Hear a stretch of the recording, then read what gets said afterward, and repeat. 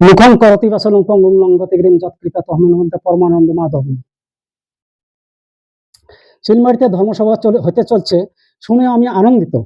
এর সঙ্গে সম্পৃক্ত সকলের প্রতি রইল আমার শ্রদ্ধা, অভিনন্দন। আমি কিছু জানি না, তাই চলার পথে বলার পথে ত্রুটি হয়ে থাকলে ক্ষমা সুন্দর দৃষ্টিতে দেখবেন। ঈশ্বর কি? ঈশ্বর বায়বীয় পদার্থ। পদার্থের তিনটি গুণ আছে। বায়বীয় পদার্থ যেমন বায়ুর ওজন আছে, যে পাত্রে রাখবেন সেই পাত্রে আকার ধারণ করে, বায়ু শূন্য স্থান পূরণ করে। আমরা যখন শ্বাস ফেলি তখন দেহ শূন্য হয়, আবার যখন শ্বাস গ্রহণ করি তখন আবার পূর্ণ হয়। শূন্য এবং পূর্ণের প্রক্রিয়া সত্যিই ঈশ্বর। যেমন ব্রহ্মা বিষ্ণু মহেশ্বর, তিনের প্রক্রিয়া সত্যিই এক ঈশ্বর। বায়ু যদি আমি যে শ্বাস নিচ্ছি, শ্বাস যদি না নেই তা আমি তো চলতে পারবেন না। পারবো কি?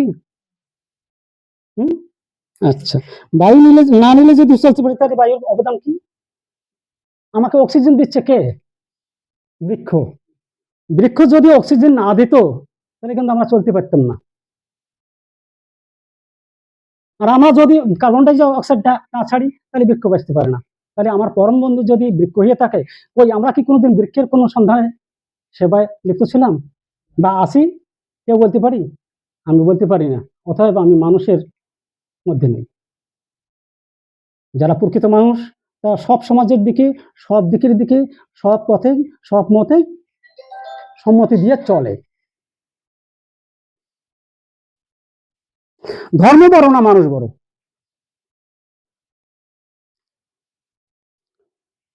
ধর্ম বড় না মানুষ বড়? বলেন তো শুনি। ধর্ম বড় না মানুষ বড়? এই যে একটা কথা বললেন যে মানুষ বড়, শোনেন, মানুষ যদি বড় হয়ে থাকে তাহলে মানুষের তো কাজ করতে হবে, এটা নয় কথাটা? হ্যাঁ, ধর্ম মনে মানুষ বড়, বাস্তব কথা। কারণ মানুষের যদি ধর্মগ্রন্থ না পড়ে তাহলে কিন্তু ধর্মগ্রন্থের কোনো দাম নাই, আছে কি? হ্যাঁ, আচ্ছা, ধর্ম বড় না কর্ম বড়? কর্ম বড়। সুন্দর কথা। দেখেন দেখেন, যদি কর্ম না করি তাহলে আমাদের কোনো অস্তিত্ব নেই। যেমন আমি মানুষ হতে চাই, সারা জীবন যদি অধ্যয়ন না করি আমি, হ্যাঁ, তাহলে আমি সার্টিফিকেট পাবো না।